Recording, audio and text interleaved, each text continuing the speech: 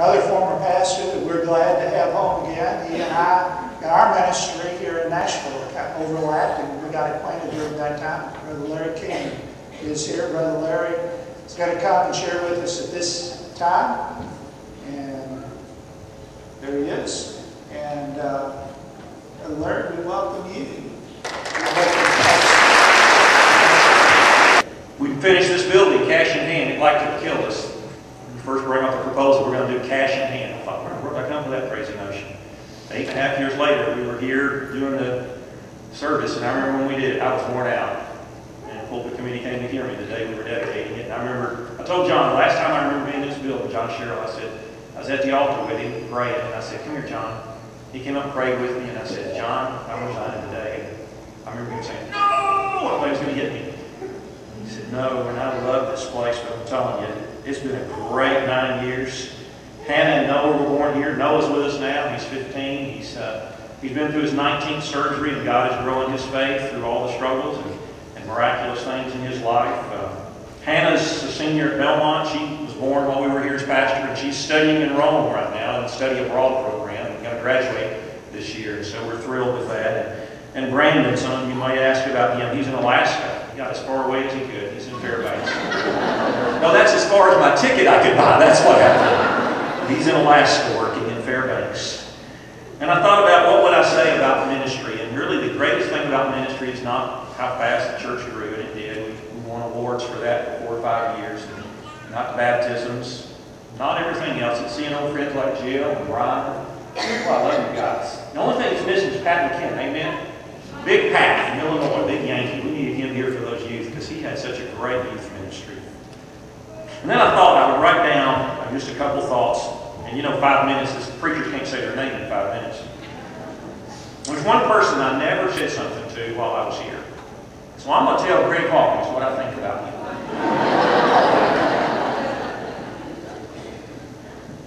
While I was here, I didn't realize what we had. After pastoring for 30 years, my next church, Greg, you'd love it.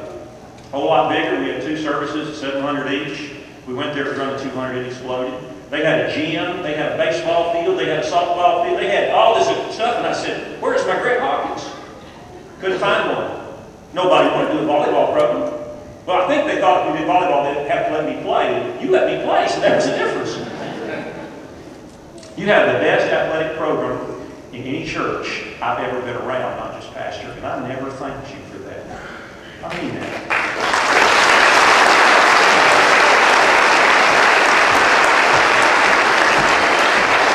I couldn't get people stirred up in any church before or after like you were about an athletic program that calls fellowship among members. You even let me play softball. I didn't do well. You let me play shortstop on the co-ed team. We lost, but that was because I won. 15 games will go by so fast. But Greg, you really had a heart for that. And the volleyball league was great. People just loved each other and the other churches. I don't know if you realize how good that was. I didn't while I was here. And I thought about it as I was writing down different people, and I only got about 3 to recognize. You're one I want to recognize first, because it really helped grow the church, probably more than we realized. It was our secret weapon, and it really was. And you did a great job with that. I thought about Linda Reed and people like Linda and Wendy and them doing Sunday school. I remember sitting in Sunday school one day looking at her pointing my finger. I can't point the same finger now because this is not as long as it used to be. But I said, Linda, you're going to teach Sunday school. She goes, oh no, I don't like kids. Well, I knew that. I'd seen her in the nursery. But I said to her, Linda, you're going to teach kids. She said, no, you're not. I can't stand kids. And I said, no, God's got a gift with you. And she started with VBS and she started teaching. That next year, we were in the pastor's class. That's how you could run more than 280 is we have a pastor's class. That's how you exceed the numbers. I looked at Wendy and I said, Wendy, you're going to be teaching kids. He said, no way will you get me back here, right? No way will you get me back here. I said, God wants you to teach kids and you're going to love it. And then he get the nickname, the big kid. They've been teaching kids ever since. That's just such a precious memory that God used some very, very hard to get along with people.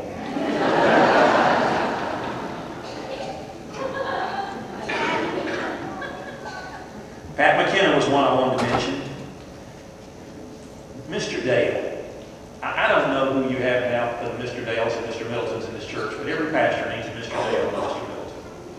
Mr. Dale was just my mentor. I love the hat he used to wear. Of all the things I lost, I miss my mind the most, and that's true. As the older I get, I miss my mind the most, and I miss him. His wisdom in meetings and personal life. I walked with him as a pastor, and he would give me advice. I had one piece of advice for you, church, and I'd say it to any church. He came to me one time after about, I don't know, 6 or 7 years. He looked at me and says, I can't be as close to you as I used to be. And I said, well, you can take a shower, we can fix that. And he said, no, that's not the problem. He said, some people think I'm too close to you, Brother Larry, and I can't be your best friend for a while. I need to back up a little bit because they think I'm so close to you. If I go to meetings, I'm just going to say what you say and do what you do. And I said, well, you're going to do that anyway, but that's beside the point. And he really felt struggle that being a pastor's friend was a detriment to his life in some way, that he was hurting the church. And he was very sincere, and he and I talked about it, and 6 months later he said, I'll forget him, I'll do what I want to do. And he did. What a great guy. Your next pastor needs a Ward Middleton or a Mr. Dale to walk beside him, amen? They really do. They need guys who have been on down the road, they've got wisdom, and they can walk beside you and encourage you. Now this last person I want to mention is really the best gift that Antioch probably gave me. I mentioned Buck earlier, and all that went on with him and his family, and his wife and kids are very precious, almost as much as this person. And in that sense, this person had became my best friend while I was in Antioch next to my wife. The stories could just go on and on as I would just come back to visit, and I would call and talk to them. And Gloria was just somebody I missed when I left her. Now, I know it's hard for you to imagine missing Gloria, but she would bug the crap out of me. But I can say that now because I'm not your pastor, correct? But she would bug the crap out of me, but she became my best friend while I was here. She would give me advice. We'd do a bulletin or something, and she'd tell me what she thought. Then I'd tell her how she was going to do it. And then, of course, just like Gloria, she would do it her way.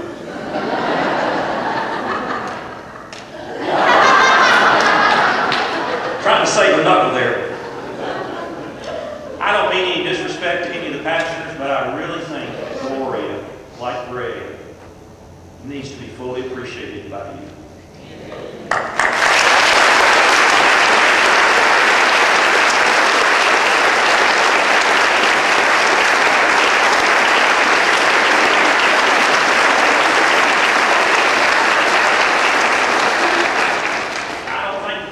Give her 5 minutes to talk because it would not do. She's sworn to secrecy. There's things she can't tell.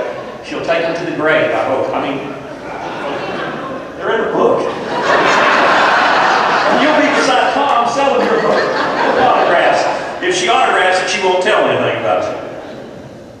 The only story I can tell you about Gloria, my wife reminded me, is you have to remember I was here years ago. They got me in the 19th century, so I'm a lot older than I look. In this section of how this service is going, but I would run out the door going to a hospital or something, and Gloria would be running out the door as I'm getting to the car, and she'd go, "Brother Larry, Brother Larry." She could really run at one time. I'm not sure she can now. She did run well then. "Brother Larry, Brother Larry, Brother Larry, Brother Larry. Have you got your beeper?" For some of you that are just phone people, there were a season when we had just beepers.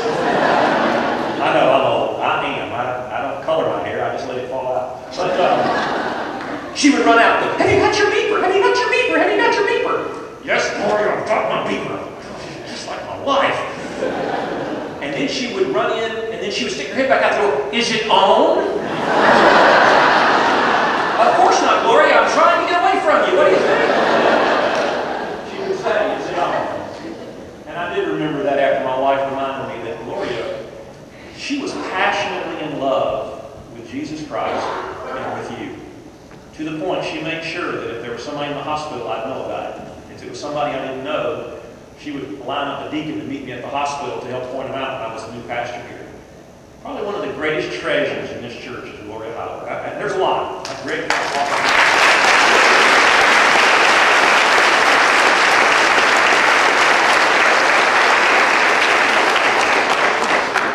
Danny, I can say this. I love her, and there's no other meaning to that, okay? And there's no skeletons in any closet with it, I can just tell you.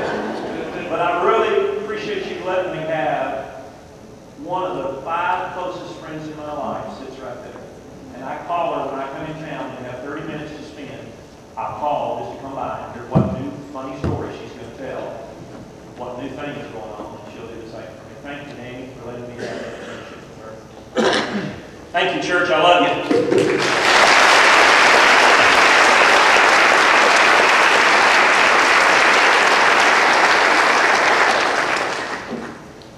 Gloria, you were right.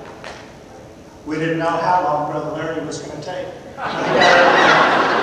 She said he's not going to stay within that 3 to 5 minutes. It's always been long-winded. I would do that. And Greg over here, that athletic ability. I don't know if you got it from your dad, but we've got a picture of her mom from high school wearing a basketball uniform that's a knockout. So you must have got your athletic ability from your mom.